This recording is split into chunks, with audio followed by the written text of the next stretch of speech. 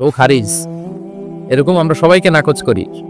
মনে হয় যেন সবাই জাহান্নামে পাঠাই, আমি একা জান্নাতে যেতে বললেই সফল আছে। বলেন তো, সব গেল জাহান্নামে, আপনি একা শুধু জান্নাতে, ভাল লাগবে আপনার? এই যে আজকে আমরা এখানে সবাই ছাত্র, শিক্ষক, ডিস্টিংগুইশ গেস্টরা, উপরে আমাদের বোনরা, কত ভালো লাগতেছে না? ধরেন যে 2500 সিটিং ক্যাপাসিটিতে এই চীন মৈত্রী সম্মেলন কেন্দ্রে কেউ নাই, শুধু আপনি একা। এই বিশাল হল রুমে কেউ নাই, আপনি একা, ভাল লাগবে? তখন মিস্টার বিনের মতো হা হু করা লাগবে শুধু একা একা, ঠিক না? তো সবাইকে জাহান্নামে পাঠিয়ে শুধু আমি জান্নাতে গেলে এটা আমার ভাল লাগবে না ওই জান্নাতে। আমরা কিভাবে আমাদের জান্নাতের দলকে ভারী করতে পারি, এই চেষ্টাটা আমাদের বেশি বেশি করতে হবে, কি বলেন? তাহলে দাওয়া should be full of love, কারণ ভালোবাসা দিয়ে যা জয় করা যায়, কঠোরতা দিয়ে তা পারা যায় না। ভালোবাসা দিয়ে আপনি যেটা করতে পারবেন, কঠোরতা দিয়ে কখনো সেটা করতে পারবেন।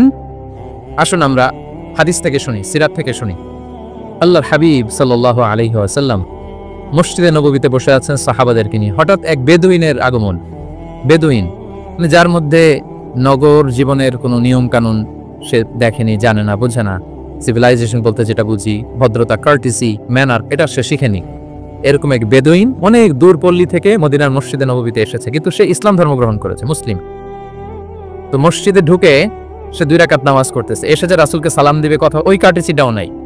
রাসূল সাল্লাল্লাহু আলাইহি ওয়াসাল্লাম বসা ওইদিকে সাহাবাদের নিয়ে, সে তার মতো এসে এক জায়গায় মসজিদের সাথে তার উট বেঁধে সে 2 রাকাত নামাজ পড়ে দোয়া করতেছে আল্লাহর কাছে। কি দোয়া জানেন? দোয়ার মধ্যেও কাটিছি নাই। দোয়াতে বলে, ইয়া আল্লাহ, আল্লাহুম্মা আরহামনি ওয়ারহাম মুহাম্মাদা ওয়ালা তারহাম মা'ানা আহাদা। মানে আল্লাহ, তুমি শুধু আমারে রহম করো আর মুহাম্মদ সাল্লাল্লাহু আলাইহি ওয়াসাল্লামের রহম করো, আমাদের সাথে আর কাউরে রহম করো না। বেদুইন, তার মধ্যে আদাবুদ দোয়া, দোয়ার যে একটা এটিকেটস আছে, এটা তো তার জানা নাই। দোয়ায় অন্যদের জন্য দোয়া করলে যে নিজের লাভ, এটা সে জানতো না। আমি যদি বলি যে আল্লাহ এই ভাইদেরকে তুমি কবুল করো, তখন ফেরেশতারা বলে আল্লাহ যিনি দোয়া করতেছে আগে তাকে তুমি কবুল করো। কেউ অসুস্থ, আমি যদি বলি আল্লাহ আমার এই ভাইকে তুমি সুস্থ করো, আল্লাহ ফেরেশতারা বলে আল্লাহ যিনি দোয়া করলেন আগে তার রোগ বালাই থাকলে আগে তাকে সুস্থ করো। এই যে দোয়ার এটিকেটস, আদাব দোয়া, এটা সে জানতো না। সে দোয়া করতেছে আল্লাহুম্মা আরহামনি ওয়ারহাম মুহাম্মাদা ওয়ালা তারহাম মা'ানা আহাদা, শুধু আমারে রহম করো, মুহাম্মদ সাল্লাল্লাহু আলাইহি ওয়াসাল্লাম রহম, আর কাউরে না। তো রাসূল সাল্লাল্লাহু আলাইহি ওয়াসাল্লাম দূর থেকে দেখতেছেন এই দোয়া আর বলতেছেন যে হায় রে, একটা প্রশস্ত জিনিসকে সে সংকীর্ণ বানায় ফেললো। আল্লাহর কাছে কি রহমের কোনো কমতি বা ঘাটতি আছে? নাই। সে তো দোয়াতে সবাইকে ইনক্লুড করতে পারতো। তো রাহমাতাল লিল আলামিন আল্লাহর হাবিব সাল্লাল্লাহু আলাইহি ওয়াসাল্লাম তিনি বুঝতে পেরেছেন যে এই লোকটা আসলে বেদুইন, তার মধ্যে ওই কার্টিসি নাই। তো তিনি ফলো করতে লাগলেন যে দেখি লোকটা কি করে। তো লোকটা দোয়া টোয়া করেই এবার যে মসজিদের এক কর্নারে বসে ওখানেই পেশাব করা শুরু করলো। মানে কোনো কার্টিসি, নিয়ম, ভদ্রতা তার জানা নাই। তো তাকে পেশাব করতে দেখে বাকি লোকেরা তো তাকে ধরতে গেল, মারতে গেল। রাসূল সাল্লাল্লাহু আলাইহি ওয়াসাল্লাম বললেন, দাউ, রাখো রাখো, আরে থামো থামো, ওকে কাজ সারতে দাও, ওকেও কাজ সারতে দাও। কারণ আপনারা এটা ভালো জানেন যে ওয়াশরুম সারা অবস্থা যদি কেউ বাইরে থেকে জোরে ডাক দেয় তাহলে অবস্থা খারাপ আছে, ঠিক কিনা বলেন? কেউ টয়লেট সারতেছে ওয়াশরুমে, তখন যদি আপনি জোরে নক করেন এটা তার ক্ষতি হয়, কারণ আগে তাকে ওটা পাস করতে হবে স্মুথলি। এটাও একটা এটিকেটস যে কেউ ওয়াশরুমে গেল, আমাকেও যেতে হবে, তো আমি যে বারবার ডিস্টার্ব না করে ওখানে একটু পায়চারা করতে পারি, একটু হালকা মৃদু শব্দে কাশে দিতে পারি, আমি যে বাইরে আছি, সামওয়ান ইজ ওয়েটিং আউটসাইড, এটা তাকে বোঝাতে পারি। কিন্তু অনেকে যে কি করে, ধাম ধাম করার যখন শুরু করে, ওই বেচারার তো অবস্থা টাইট। এটা যেন আমরা না করি, এই শিক্ষাটা কিন্তু এই হাদিস থেকে পাই। রাসূল সাল্লাল্লাহু আলাইহি ওয়াসাল্লাম বললেন, দাউ দাউ, রাখো রাখো, আরে ছাড়ো ছাড়ো, ও তো এখন করতেছে, ইউরিন পাস করতেছে, রাখো, ওটাও সারুক, আগে সারুক, আমরা পরে ডিল করি। তো সবাইকে তিনি থামালেন, ও সারলো। এবার রাসূল সাল্লাল্লাহু আলাইহি ওয়াসাল্লাম বললেন, এবার তোমরা যে ওয়াহারিকু আলা বাউলিহি সাজলান মিন মা, যেহেতু মসজিদে নববীর ফ্লোর ছিল বালুর ফ্লোর, শুকিয়ে যাবে, বললেন যে ওর পেশাব করা জায়গার উপর 1 বালতি পানি ঢেলে দাও। সাহাবারা দিল। আর এই বেদুইন লোককে রাসূল সাল্লাল্লাহু আলাইহি ওয়াসাল্লাম কাছে টেনে নিলেন, যে তাকে খুব ভালোবাসা দিয়ে বললেন, কি অবস্থা তোমার, কোথা থেকে আসছো, সব খোঁজ খবর নিয়ে বললেন যে তুমি যে এইখানে নামাজ পড়লা, এরপরে আবার এই কাজটা সারলা, তুমি কি জানো এখানে আল্লাহর জিকির করা হয়, এটা আমাদের ইবাদতগাহ, এখানে আমরা রবের জিকির করি, তার কাছে ফরিয়াদ করি, সবাই মিলে, এই কমিউনিটির সবাই এখানে আসে, এই কমিউনিটির, মদিনার কমিউনিটির সবাই মিলে, নারী পুরুষ নির্বিশেষে আমরা এসে এখানে আল্লাহর কাছে ফরিয়াদ করি, দোয়া করি, ইবাদত করি, কোরআন তেলাওয়াত করি, এটা আমাদের ইবাদতগাহ। এইখানে কি এমন কাজটা করা তোমার ঠিক হলো? সে তো লজ্জায় কাচুমাচু হয়ে রাসূল সাল্লাল্লাহু আলাইহি ওয়াসাল্লামের কাছে ক্ষমা চেয়েছে। সুবহানাল্লাহ বিহামদি। একটা কঠিন পরিস্থিতিকে ভালোবাসা দিয়ে রাসূল সাল্লাল্লাহু আলাইহি ওয়াসাল্লাম কোথায় নিয়ে যেতেন, এটাকে পুরো হিস্ট্রি পাল্টে দিতেন, সিনারিও পাল্টে দিতেন। সাহাবারা অবাক হলো, তারাও শিখলো যে না, এরকম করা যাবে না। তখন তাকে এইভাবে ডিল করলেন। আর সাহাবারা যারা রাগারাগি করেছিল, সাহাবীদেরকে রাসূল সাল্লাল্লাহু আলাইহি ওয়াসাল্লাম বললেন ফাইন্নামা বুইসতুম মুয়াসসিরিন ওয়া লাম তুবআসু মুআসসিরিন। মনে রেখো তোমরা সহজপন্থী হয়ে প্রেরিত হয়েছো, তোমরা কঠিন কট্টরপন্থী হয়ে জটিলপন্থী হয়ে প্রেরিত হও নাই। তোমরা কোনো কাজকে জটিলভাবে সমাধানের দিকে যেও না, সহজ করে সলভ করবা। সুবহানাল্লাহ সুবহানাল্লাহ বিহামদিহি। তাহলে দেখেন, ভালোবাসা দিয়ে রাসূল সাল্লাল্লাহু আলাইহি ওয়াসাল্লাম ওই বেদুইনকে যেভাবে আদব শিক্ষা দিলেন, তার হৃদয় জয় করলেন, কঠোরতা দিয়ে পারা যেত? বলেন তো পারা যেত? পারা যেত। তো 6 নম্বর দাওয়া মেথোডোলজি হচ্ছে দাওয়া should be full of love, full of love, full of well wishes. আপনি শুভকামনা, ভালোবাসা, এটা দিয়ে আপনি মানুষের হৃদয়ে যতটুকু জায়গা পাবেন, কঠোরতা দিয়ে পাবেন না। আরেকটা ছোট্ট উদাহরণ দেই। সুমামা ইবনে উসাল রাদিয়াল্লাহু তাআলা আনহু, উনি ইয়ামামার অধিপতি ছিলেন। অধিপতি রাসূল সাল্লাল্লাহু আলাইহি ওয়াসাল্লামকে হত্যা করতে এসেছিলেন গোপনে। কি করতে? হত্যা করতে। কি করতে বলেন সবাই? হত্যা করার জন্য এসেছিলেন। কিন্তু দুর্ভাগ্যক্রমে হত্যা করতে এসে সে ধরা পড়ে গেছে সাহাবীদের হাতে, হত্যা করতে পারে নাই সুমামা ইবনে উসাল। তো সাহাবীরা তাকে ধরে মসজিদে নববীর পিলারের সাথে বেঁধে রাখলো, বেঁধে রাসূল সাল্লাল্লাহু আলাইহি ওয়াসাল্লামকে ডাকলো। তারা বলল যে রাসূলুল্লাহ দেখেন, ইয়ামামা থেকে আসছে সুমামা ইবনে উসাল আপনাকে হত্যা করবার জন্য, তাকে আমরা ধরে ফেলেছি, আমরা বেঁধে রেখেছি। রাসূল সাল্লাল্লাহু আলাইহি ওয়াসাল্লাম তার কাছে যে তার খোঁজ খবর নিলেন প্রথম দিন, এবং তার সামনে যথারীতি তাওহীদ এবং রিসালার দাওয়াত দিলেন। ফিরে আসলেন, ফিরে এসে সাহাবাদেরকে বললেন তোমাদের ঘরে ভালো রুটি আছে কার কাছে? রুটির কালেকশন, আটা পিষে রুটি বানাতে পারবে। একজন বলল আমি, বললো যে এটা সুমামাকে দিয়ে আস, তো দিয়ে আসলো। আরেকজন বললো ভালো তাজা খেজুর আছে কার কাছে? এক সাহাবী বললেন আমার কাছে। রাসূল সাল্লাল্লাহু আলাইহি ওয়াসাল্লাম বললেন যাও এটা সুমামাকে দিয়ে আস, দিয়ে আসলেন। এরপরের দিন রাসূল সাল্লাল্লাহু আলাইহি ওয়াসাল্লাম যে আবার ইসলামের সৌন্দর্য, মাহাসিনু আহকামি শারিয়া, ইসলামী শারিয়ার যে বিউটি অফ ইসলাম, এটা তুলে ধরলেন, ইসলামের যৌক্তিকতা তুলে ধরলেন। সে অবাক হতে লাগলো যে কিরে, যুদ্ধবন্দীদের সাথে মুহাম্মদ সাল্লাল্লাহু আলাইহি ওয়াসাল্লাম তার অনুসারীরা এরকম আচরণ করে? সে তো যুদ্ধবন্দী, এত সুন্দর আচরণ। তাকে আবার ইসলামের সুশীতল বাণীগুলোর প্রতি আহ্বান করে রাসূল সাল্লাল্লাহু আলাইহি ওয়াসাল্লাম বাড়িতে এসে এবার নিজের যে উট আছে, উটকে যে পালে, সে রাখালকে বললো তুমি উটের দুধ দহন করে তাকে কিছু দুধ দিয়ে আসো।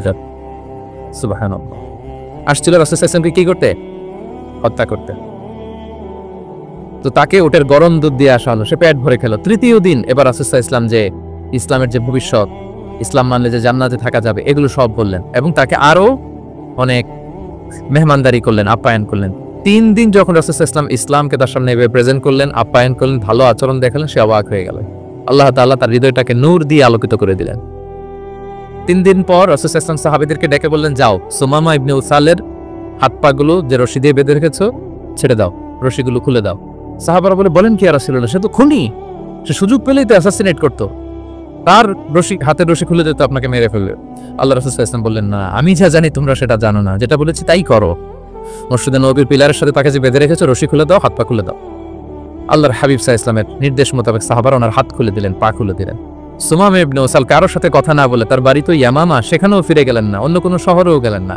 তিনি মদিনা থেকে অনতি দূরে একটা খেজুরের বাগান আছে, ওখানে কুয়া আছে, উনি যে ওই কুয়ার পানি দিয়ে গোসল করলেন।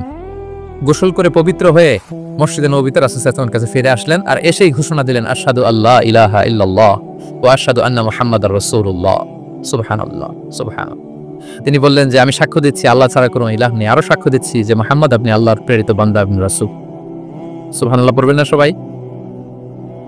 এবার তিনি বললেন মুহাম্মদ, আপনার চেহারার চাইতে অপছন্দের চেহারা পৃথিবীতে আর দ্বিতীয়টা আমার কাছে ছিল না, কিন্তু আজকের পর থেকে আপনার চেয়ে প্রিয় চেহারা, আপনার চেহারার চেয়ে প্রিয় কোনো চেহারা আমার কাছে আর নাই। ইসলামের চেয়ে অপছন্দনীয় ধর্ম আমার কাছে আর ছিল না, কিন্তু আজ থেকে ইসলামের চেয়ে পছন্দনীয় কোনো ধর্ম আমার কাছে নাই। মদিনার চেয়ে অপছন্দের শহর আমার কাছে ছিল না, তো আজ থেকে মদিনার চেয়ে কোনো প্রিয় শহর আমার কাছে নাই। সুবহানাল্লাহ। উনি গমের বড় ডিলার ছিলেন, গম ব্যবসা করতেন। ওনার থেকে গম নিয়ে মক্কায় মুশরিকরা চলতো। তিনি ঘোষণা দিলেন আজকে থেকে আমার এলাকার কোনো গম মক্কায় যাবে না। এবার মক্কাবাসী পড়ছে বিপদে, গম ছাড়া তো তারা খেতেও পারবে না। তারা আল্লাহর হাবিব সাল্লাল্লাহু আলাইহি ওয়াসাল্লামের কাছে চিঠি লিখে পাঠালেন যে মুহাম্মদ, তোমার এই যে নতুন অনুসারী, সে যদি গম না দেয় আমাদের তো অবস্থা খারাপ, তুমি দয়া করে এই গমের সাপ্লাই আবার যাতে সে চালু করে তুমি একটু বলে দাও। আল্লাহর হাবিব সাল্লাল্লাহু আলাইহি ওয়াসাল্লাম আবার সুমামা ইবনে উসালকে বলে দিলেন, আবার সে সাপ্লাই চালু করলো। সুবহানাল্লাহ বিহামদিহি। এবং তিনি প্রথম তালবিয়া পাঠ করে উমরা করেছিলেন, ওনার আগে কেউ এভাবে উমরা। তাহলে দেখেন, আসলো খুনি হয়ে, আসলো কি হয়ে? খুনি হয়ে, আর ফিরে গেল নবী প্রেমিক হয়ে। সুবহানাল্লাহ। এটা কিভাবে সম্ভব হয়েছে? রাসূল সাল্লাল্লাহু আলাইহি ওয়াসাল্লামের উদারতা, ভালোবাসা, ঠিক কিনা বলেন? তাহলে আপনি যদি দাওয়ার কথা বলেন আমাকে, দাওয়া should be full of love. কারণ ভালোবাসা দিয়ে যা জয় করা যায়, কঠোরতা দিয়ে সেটা পারা যায় না। কয়টা গেল? 6টা। আর রইল কয়টা? 4টা। আগ্রহ আছে তো না শোনার? আচ্ছা, 7 নাম্বার হচ্ছে, 7 নাম্বার, রাসূল সাল্লাল্লাহু আলাইহি ওয়াসাল্লাম যদি কাউকে কারেকশন করতে চাইতেন কখনো তাকে অপমান করতেন না, অন্যের সামনে তার নাম নিতেন না, নাম না নিয়ে তাকে শুধরে দিতেন। এটা দাওয়ার আরেকটা মেথডোলজি। কেউ কোনো ভুল কাজ করলে তার নাম ধরে অন্যের সামনে লজ্জিত করতেন না। আমরা কিন্তু অনেক সময় করি না, অন্যের সামনে মানুষকে কারেক্ট করে, এটা ঠিক না। The way he use to correct others, আপনি যদি সিরাতের দিকে তাকান সুবহানাল্লাহ, কিভাবে উনি অন্যকে কারেকশন দিতেন, নাম উল্লেখ করতেন না। আমরা এটা অনেক ভুল করি।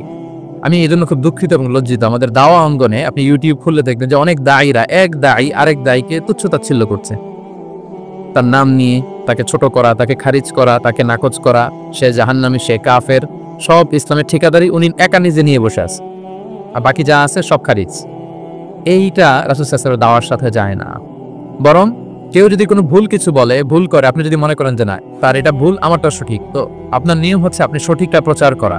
তাহলে কেউ যদি ভুল করে থাকে তারও টনেক নড়বে, বাকিরাও সঠিকটা জেনে যাবে। এটা হচ্ছে রাসূল সাল্লাল্লাহু আলাইহি ওয়াসাল্লামের দাওয়া মেথডোলজি। তিনি কখনো কারো নাম ধরে অন্যের সামনে, মানুষের সামনে তাকে লজ্জা দিতেন না, তাকে কারেক্ট করতে যেতেন না। এটা ছিল রাসূল সাল্লাল্লাহু আলাইহি ওয়াসাল্লামের বৈশিষ্ট্য। আসুন আমরা সিরাত থেকে দেখি, হাদিস থেকে দেখি। আল্লাহর হাবিব সাল্লাল্লাহু আলাইহি ওয়াসাল্লাম উনি রাতে দিনে কি কি আমল করতেন, গোপন আমল, এগুলো জানার জন্য 3 জন সাহাবী রাসূল সাল্লাল্লাহু আলাইহি ওয়াসাল্লামের স্ত্রীদের কাছে গেলেন। যে জিজ্ঞেস করলেন যে আপনারা আমাদেরকে বলুন যে রাসূল সাল্লাল্লাহু আলাইহি ওয়াসাল্লাম রাতে কি আমল করে, দুপুরে কি আমল করে, বিকেলে কি আমল করে। তো আমাদের আম্মা জানেরা, রাসূল সাল্লাল্লাহু আলাইহি ওয়াসাল্লামের প্রিয়তমা স্ত্রীরা বললেন যে উনি রাতে এরকম তাহাজ্জুদ, দুপুরবেলা এরকম তেলাওয়াত, এই সময় নফল নামাজ, এই সময় এটা করে। আল্লাহর হাবিব সাল্লাল্লাহু আলাইহি ওয়াসাল্লামের পুরো আমলের ফিরিস্তি যখন শোনানো হলো, কাআন্নাহুম তাকাল্লুহা, তাদের কাছে এটা কম মনে হলো পরিমাণে, তারা ভাবছিল হয়তো আরো বেশি করে। তখন তাদের একজন বলল, আরে আইনা নাহনু মিন রাসূলিল্লাহ, কই রাসূল সাল্লাল্লাহু আলাইহি ওয়াসাল্লাম, কই আমরা। রাসূল সাল্লাল্লাহু আলাইহি ওয়াসাল্লামের ব্যাপারে আল্লাহ বলেছেন, কদ গুফিরা লাহু মা তাকাদ্দামা মিন যামবিহি ওয়া মা তাআখার, রাসূল সাল্লাল্লাহু আলাইহি ওয়াসাল্লামের আগের পরে সব গুনাহ মাফ। আদতে তো ওনার কোনো গুনাহই নাই, তারপরও একটা স্পেশাল স্ট্যাটাস হচ্ছে আপনার আগের পরের সব গুনাহ মাফ। তো তারা বলল, যেই মহান ব্যক্তির, যেই নবীর আগের পরের সব গুনাহ মাফ বলে ঘোষণা দেওয়া হয়েছে, তার সাথে তো আমাদের তুলনা করলে হবে না, আমাদের তো বেশি আমল করতে হবে। রাসূল সাল্লাল্লাহু আলাইহি ওয়াসাল্লাম হয়তো এই জন্য এই স্ট্যান্ডার্ড মেইনটেইন করেন না, এরকম করলে তো আমরা মাফ পাবো না আল্লাহর কাছে। ভালো চিন্তা থেকেই তারা ভাবছেন যে না, আমাদের আমল আসলে কম হয়ে যাচ্ছে, বাড়াইতে হবে। রাসূল সাল্লাল্লাহু আলাইহি ওয়াসাল্লামের কথা ভিন্ন, আমাদের বাড়াইতে হবে। তো কি করতে হবে? একজন বলল, আজকে থেকে আমি সারা রাত নফল নামাজ পড়বো, সারা রাত ঘুমাবো না।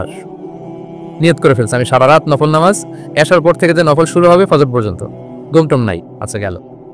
আরেকজন বলল, আমি সারা বছর রোজা রাখবো, কালকে থেকে যে রোজা ধরবো আর ভাঙবো না, সারা বছর। আছে আরেকজন বলল, আমার কয়েকজন স্ত্রী আছে, আমি আর স্ত্রীদের কাছে যাব না, আমি এখন থেকে সন্ন্যাসী, বৈরাগী জীবন যাপন করব, আমি আর কোনো নারীর কাছে যাচ্ছি না। এই ঘোষণা যখন তারা দিয়ে ফেলছে, এটা রাসূল সাল্লাল্লাহু আলাইহি ওয়াসাল্লামের কান পর্যন্ত যে পৌঁছালো। আল্লাহর হাবিব সাল্লাল্লাহু আলাইহি ওয়াসাল্লাম এটা শুনে ফেললেন। শুনে রাসূল সাল্লাল্লাহু আলাইহি ওয়াসাল্লাম এটা অপছন্দ করলেন, কারণ এটা তো রাইট ট্র্যাক না, ওনারা ভুল করতেছে। একটা ভরা মজলিসে রাসূল সাল্লাল্লাহু আলাইহি ওয়াসাল্লাম বললেন, আনতুমুল্লাযীনা কুলতুম কাযা ওয়া কাযা, শুনলাম তোমাদের মধ্যে কে কে নাকি এমন এমন বলছো। সুবহানাল্লাহ। তিনি বলতে পারে, এই আব্দুল্লাহ দাঁড়াও, এই আব্দুর রহমান স্ট্যান্ড আপ, এই দাঁড়াও, তুমি নাকি এটা বলছো, তুমি এটা বললে তো ওনারা লজ্জা পেতেন না? সবার সামনে লজ্জা পেতেন। উনি এটা না করে কাজ হাসিল হয়ে যাচ্ছে, বললেন আনতুমুল্লাযীনা কুলতুম কাযা ওয়া কাযা। অনেক বর্ণনা এরকম পাওয়া যায়, মা বালু আকওয়ামিন ইয়াফআলুনা কাযা ওয়া কাযা, মা বালু আকওয়ামিন ইয়াকুলুনা কাযা ওয়া কাযা। তাদের কি হলো, তারা এমন এমন বলে, তাদের হলোটা কি, তারা এমন এমন বলে। এইভাবে তিনি শুধরে দিতেন। তো বললেন, তোমাদের মধ্যে কেউ কেউ নাকি এটা বলে, এটা বলে। ওই 3 জনের তো টনক নড়ে গেছে, আর বাকিরা শুনতেছে। তখন রাসূল সাল্লাল্লাহু আলাইহি ওয়াসাল্লাম বললেন, না, এটা ঠিক নয়, আমি তোমাদের মধ্যে থেকে সবচেয়ে বেশি মুত্তাকি, সবচেয়ে বেশি বুজুর্গ। ওয়াল্লাহি ইন্নী লা আখশাকুম লিল্লাহি ওয়া আতকাকুম লাহু, আমি তোমাদের মধ্যে থেকে আল্লাহকে সবচেয়ে বেশি ভয় পাই। বলেন তো, রাসূল সাল্লাল্লাহু আলাইহি ওয়াসাল্লামের চেয়ে বেশি আল্লাহকে ভয় পাওয়া কারো পক্ষে সম্ভব? আল্লাহর হাবিব সাল্লাল্লাহু আলাইহি ওয়াসাল্লামের চেয়ে বেশি মুত্তাকি হওয়া কারো পক্ষে সম্ভব? আমার নবীর চাইতে শ্রেষ্ঠ হওয়া সম্ভব? তার যে স্ট্যান্ডার্ড ইবাদতের, এটারে ছাড়া যাওয়া সম্ভব? সম্ভব না। তো তিনি বললেন যে আমি রাত্রিবেলা ঘুমাই, আসার পরে আবার শেষ রাতে তাহাজ্জুদ করি, ঘুমও আছে নামাজও আছে, ব্যালেন্স। আমি সোম বৃহস্পতিতে রোজা রাখি, সপ্তাহের বাকি দিনগুলোতে খাই। আবার আমার অনেক 9 জন স্ত্রী তো অ্যাট এ টাইমে ছিল, আমি স্ত্রীদের সাথে মেলামেশাও করি। তো আমি এগুলো সব ঠিক রেখে আল্লাহর সবচেয়ে প্রিয় মুত্তাকি হইতে সমস্যা হলো না। তোমাদের এত সমস্যা কোথায়? তোমাদের সমস্যা কোথায়? আমার চেয়ে শ্রেষ্ঠ যদি কেউ কিছু করতে চাও, এটা হবে না, আমি হচ্ছি স্ট্যান্ডার্ড। সুবহানাল্লাহ। দেখেন, এইভাবে যখন বললেন, ঠিক করে দিলেন যে তোমরা কে কে জানি এরকম নিয়ত করছো, এটা ভুল করেছো, বরং শুদ্ধ হবে এটা। ওই 3 জনের টনক নড়ে গেছে, তারা শুধরে নিয়েছেন। আর বাকিরা সঠিক মেসেজটা, সঠিক নির্দেশনাটা জেনে গেল। তাহলে ওনাদেরকে কারেকশন করা হয়ে গেছে না অলরেডি? বলেন তো, ওনারা যে ভুল করছে কারেকশন হয়েছে কিনা? কিন্তু তাদেরকে অপমান করা হয়েছে। এই ভুলটা আমরা অনেক সময় করি। অন্যের সামনে কখন নিজের ছেলেকে, নিজের স্ত্রীকে, বন্ধুকে বা যাকে, হঠাৎ হাসির রোল পড়লো কেন এখানে? কিছু তখন পড়ে গেছে নাকি কথা নিজের জীবনের সাথে? অন্যের সামনে এইভাবে আমরা যেন কারেক্ট না করি। কাউকে সংশোধন করতে চাইলে আল্লাহর হাবিব সাল্লাল্লাহু আলাইহি সাল্লামের দেখানো পথেই যেন আমরা সংশোধন করি। এটা হচ্ছে এই হাদিসের 1 নম্বর শিক্ষা। আরেকটা শিক্ষা হচ্ছে ব্যালেন্স লাইফস্টাইল, ব্যালেন্স অ্যাপ্রোচ আমরা জানলাম। অনেকে মনে করে, আমার পরিচিত কয়েকজন লোক আছে, আমি বলছি তারা থামাইছে কিনা জানি না, আমার কাছে এসে শোনাইতেছে, হুজুর আমি সারা বছর রোজা রাখি। আমি বলছি আপনার বলছে কি সারা বছর রোজা রাখতে? সারা বছর তো রোজা রাখা নিষেধ, এটাকে সমে বেসাল বলে, এটা নিষেধ। বরং সবচেয়ে বেশি যদি কেউ রাখতে চায়, রাসূল সাল্লাল্লাহু আলাইহি ওয়াসাল্লাম বলছে তাহলে সাওমুল্লাহি দাউদ, সিয়ামু দাউদ, দাউদ আলাইহিস সালামের রোজা, এর চেয়ে বেশি না। একদিন রাখবা, আরেকদিন ভাঙবা, একদিন রাখবা, আজকে রোজা রাখলে কালকে খাবেন, কালকে রাখবেন, এরপর দিন রাখবেন, এরপর দিন ভাঙবেন। এর চেয়ে বেশি রাখা যায় না। লাগাতার রোজা রাখা নিষেধ। লাগাতার 6 মাস 5 মাস সারা বছর অনেকে রোজা রাখে, এটা না জানার কারণে। তাহলে এই যে ইসলামের যে ব্যালেন্স লাইফস্টাইল, এটা আমরা জানলাম। কাউকে কিভাবে শুধরে দিতে হবে, কারেক্ট করতে হবে, কারেকশনের ওয়ে, এটা আমরা জানলাম। আরেকটা হচ্ছে ইসলাম যে the combination of material and spiritual life, এইটার একটা তথ্য আমরা জানলাম যে আপনার এই দুনিয়াও লাগবে, আপনার আখিরাতও লাগবে। আপনি সব ছেড়ে দিয়ে শুধু আল্লাহর রাস্তায় চলে গেলে ওইটা ইসলাম শিখায় নাই। ইসলাম যে আমাদেরকে ফরিয়াদ শিখায়, প্রার্থনা শিখায়, রব্বানা আতিনা ফিদ দুনিয়া হাসানা ওয়া ফিল আখিরাতি হাসানা ওয়া কিনা আযাবান নার। হে আল্লাহ, আপনি দুনিয়াতেও হাসানা দেন, আখিরাতেও হাসানা দেন। আগে চাইছি কোনটা, আখিরাত না দুনিয়া? সবাই বলেন তো, রব্বানা আতিনা ফিল আখিরাতি হাসানা ওয়া ফিদ দুনিয়া হাসানা, এরকম নাকি রব্বানা ফিদ দুনিয়া হাসানা? দেখেন দুনিয়াটা আগে, দুনিয়াটা আগে। সো ব্যালেন্স, এই ভারসাম্য রাখাটা আমি আলোচনা শুরুই তো করেছি, ওয়াসাতিয়া মানে ভারসাম্যপূর্ণ। ইসলামের নেচারটা হচ্ছে ব্যালেন্সড অ্যাপ্রোচ। এটা আমরা এই হাদিস থেকে শিখতে পারি। আমাদের অনেকেরই এটাতে ঘাটতি আছে, অনেক জ্ঞানী, অনেক স্কলার, অনেক তার কিছু, কিন্তু তার মধ্যে ভারসাম্য এবং পরিমিতি বোধ নাই। পরিমিতি বোধ, ভারসাম্য, ব্যালেন্স লাইফস্টাইল, এটা অনেকে অ্যাডপ্ট করতে পারে না। এটা বছরের পর বছর সাধনা করতে হয়, অ্যাডপ্ট করে নিতে হয় নিজের সাথে। তাহলে 7 নাম্বার হচ্ছে কাউকে শুধরে দিতে চাইলে আপনি কিভাবে শুধরে দিবেন, এটা আমরা জানলাম। তাকে সবার সামনে লজ্জা দিয়ে শুধরে দেওয়া যাবে? তাহলে কৌশলে তাকে শুধরে দিতে হবে। পারা যাবে তো ইনশাআল্লাহ? কয়টা গেল? 8 নাম্বার। 8 নাম্বার হচ্ছে, এটা দায়ীদের জন্য অনেক বড় রিমাইন্ডার। সেটা হচ্ছে আমরা যে দাওয়া দেই, এটা খেয়াল রাখতে হবে। আমি যা বলি ওটা সবার আগে অ্যাপ্লাই করতে হবে নিজের মধ্যে। আমরা অনেক সময় এটা করে ফেলি যে ভালো একটা হাদিস শুনলে, কোরআনের আয়াত শুনলে, একটা কিছু শুনলে মনে করি যে এগুলো এই সবার জন্য, মানে এটা বাদ, এখান থেকে শুরু, লাইনটা এখান থেকে শুরু, এইখান থেকে যারা আছে এই সবাই এগুলো পালন করো, আমি এটার বাইরে। দেখুন যার সাথেই কথা বলেন তার কোনো সমস্যা, তার দোষ, তার কিভাবে সেলফ ডেভেলপমেন্ট, আত্মোন্নয়ন, আত্মশুদ্ধি, শুদ্ধাচার, এগুলো নিয়ে কথা নেই। খালি বলি যে কি সমস্যা রে ভাই সমাজে, জানেন শেষ হয়ে গেল দেশটা। তারপর রাজনীতিতে সমস্যা, সমাজের সমস্যা, হুজুরদের মধ্যে সমস্যা, ওদের মধ্যে সমস্যা, শুধু সমস্যা, মানে উনি সব জায়গায় সমস্যা দেখতে পায়। কিন্তু বেসিকলি আপনি যখন সমস্যা নিয়ে কথা বলবেন, সবার আগে খেয়াল করতে হবে যে ওই সমস্যায় আমি আক্রান্ত কিনা। আমরা কেন যেন অন্যকে কাঠগড়ায় দাঁড় করাতে বেশি পছন্দ করি, কিন্তু নিয়ম হচ্ছে নিজেকে বারবার কাঠগড়ায় দাঁড় করানো, যে আমি ঠিক করতেছি কিনা, আসলে আমার মধ্যে শুদ্ধাচার আছে কিনা, আমার লেনদেন ঠিক আছে কিনা, আমি আমার মধ্যে সততা আছে কিনা, do I live a decent life, আমি যা বলি আমি তা করি কিনা। এটা অনেক সময় আমরা ভুলে যাই। আমরা যা বলি সেটা যেন আগে আমরা নিজে আমল করতে পারি। আল্লাহ তৌফিক দান করুক। আল্লাহ তাআলা বলছেন, ইয়া আইয়ুহাল্লাযীনা আমানু লিমা তাকুলুনা মা লা তাফআলুন, কেন তুমি সেটা বলো যেটা তুমি করো না? কেন সেটা বলে?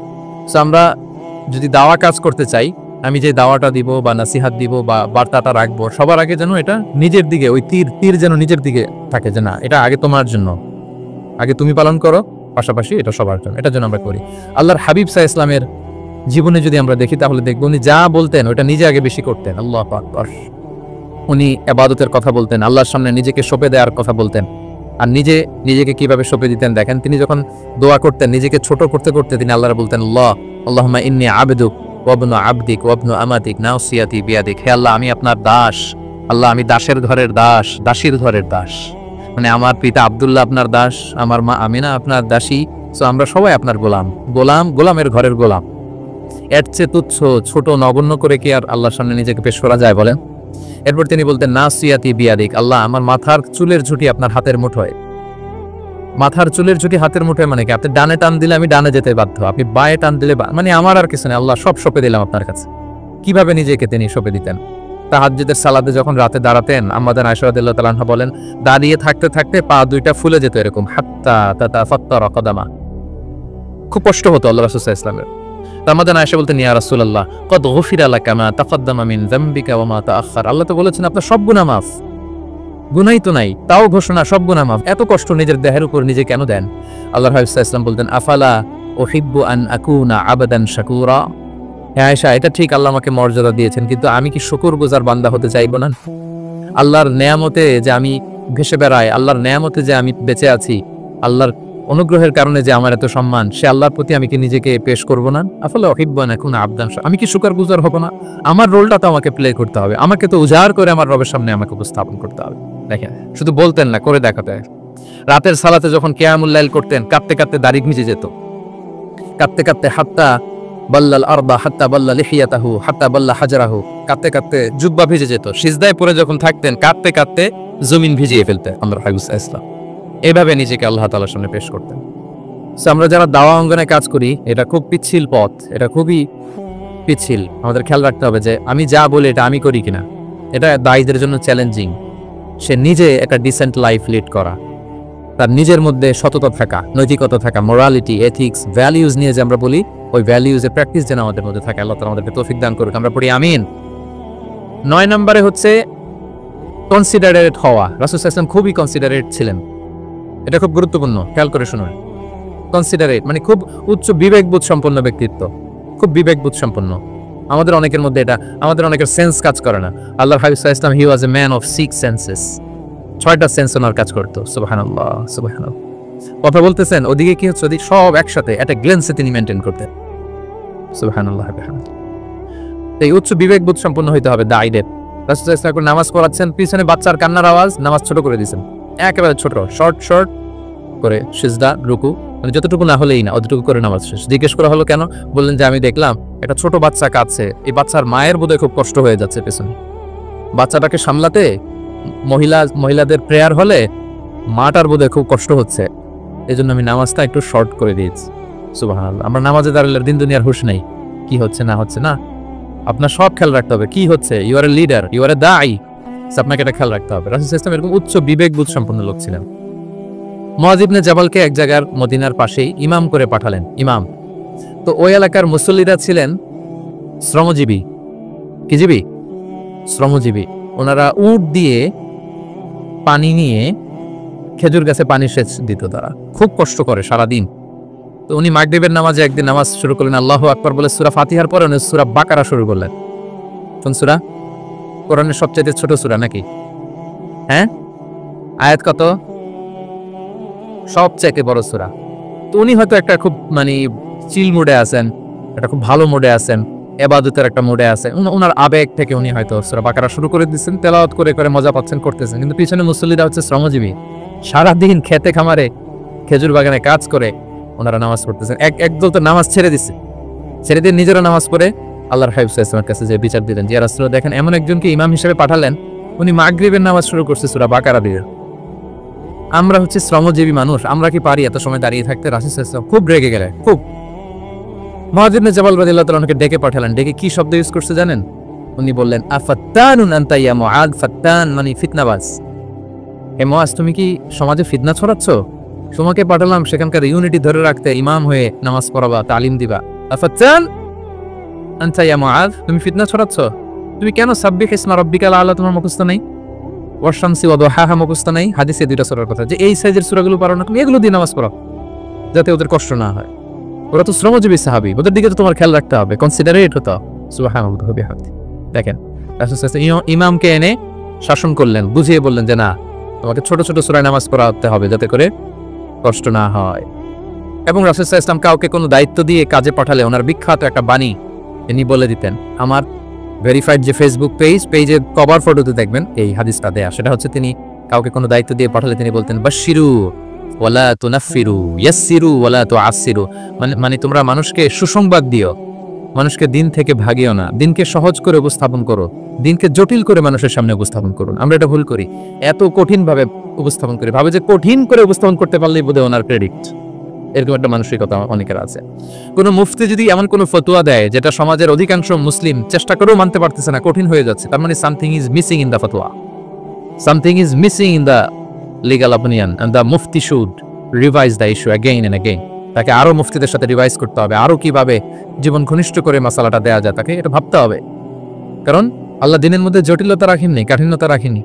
আমরা দিনকে কঠিনভাবে মানুষের কাছে উপস্থাপন করি, মানুষকে ভয় দেখাই, আমরা হতাশ করি, দিন থেকে ভাগাই। রাসূল সাল্লাল্লাহু আলাইহি ওয়াসাল্লাম বলেছেন, খবরদার দিন থেকে ভাগিও না, সহজ করে মানুষের কাছে উপস্থাপন করো, দিনকে জটিল করে মানুষের কাছে উপস্থাপন করবে না। তো তাহলে কনসিডারেট ছিলেন রাসূল সাল্লাল্লাহু আলাইহি ওয়াসাল্লাম, খুব উচ্চ বিবেকবোধ সম্পন্ন ব্যক্তি ছিলেন। একবার মাগরিবের সালাতে অথবা এশার সালাতে হাদিসে এসেছে যে ইহদা সালাতাইল ইশা, মানে মাগরিব অথবা এশায়, হাসান হুসাইন রাদিয়াল্লাহু তাআলা আনহুকে নিয়ে তিনি নামাজে গেলেন। নামাজের এক পর্যায়ে সেজদারত অবস্থায় ওনার নাতি হাসান রাদিয়াল্লাহু তাআলা আনহু ওনার কাঁধের উপরে চেপে বসলেন, দীর্ঘ সেজদা দিলেন।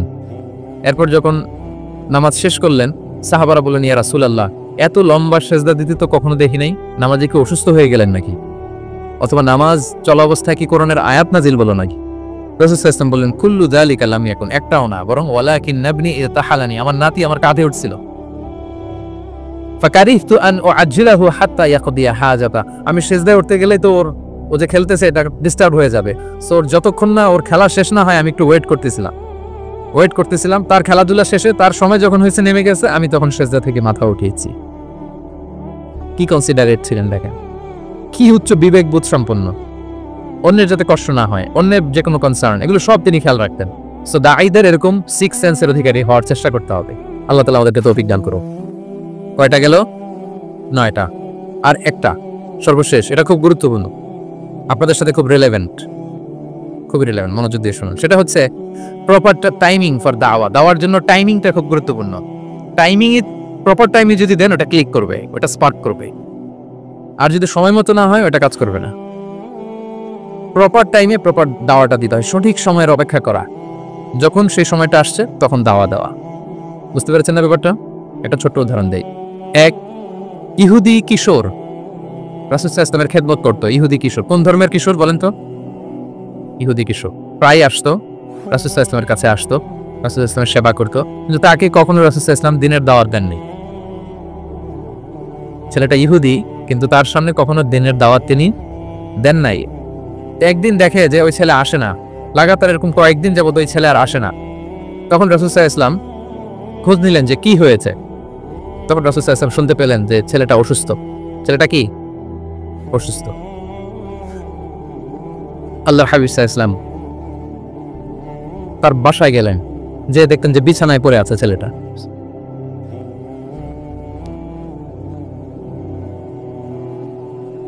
আল্লাহর হাবিব সাল্লাল্লাহু আলাইহি ওয়াসাল্লাম গেলেন, যে দেখলেন যে ইহুদি ছেলেটা বিছানায় পড়ে কাতরাচ্ছে, পাশে ছেলেটার বাবা।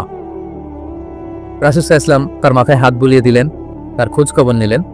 এবার রাসূল সাল্লাল্লাহু আলাইহি ওয়াসাল্লাম বললেন, আসলিম, মানে ইসলাম ধর্ম গ্রহণ করো। ফানাযারা ইলা ওয়াজহি আবি, ইহুদি ছেলেটা তার বাবার চেহারার দিকে তাকালো, দেখে আব্বা কি বলে।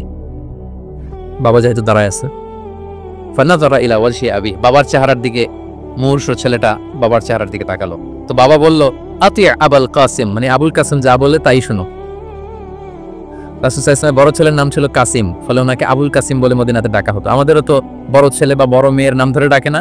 ধরেন যে আপনার বড় ছেলের নাম আব্দুল্লাহ, তা আপনারা বলে আব্দুল্লাহর বাবা। রাসূল সাল্লাল্লাহু আলাইহি ওয়াসাল্লামকে মদিনায় বলা হতো কাসিমের বাবা। তো ছেলেটা যখন বাবার চেহারার দিকে তাকালো, বাবা বলল, আতি আবুল কাসিম, তুমি আবুল কাসিমের অনুসরণ করো, যা বলে তাই শোনো। ছেলেটা তখন পড়তে আরম্ভ করলো, আশহাদু আল্লা ইলাহা ইল্লাল্লাহ ওয়া আশহাদু আন্না মুহাম্মাদুর রাসূলুল্লাহ, মানে মুসলিম হয়ে গেল। রাসূল সাল্লাল্লাহু আলাইহি ওয়াসাল্লাম ইহুদিদের ঘর থেকে বের হয়ে আসলেন আর বললেন, আলহামদুলিল্লাহিল্লাযী আনকাযাহু মিনান নার, বুখারীর বর্ণনা। প্রশংসা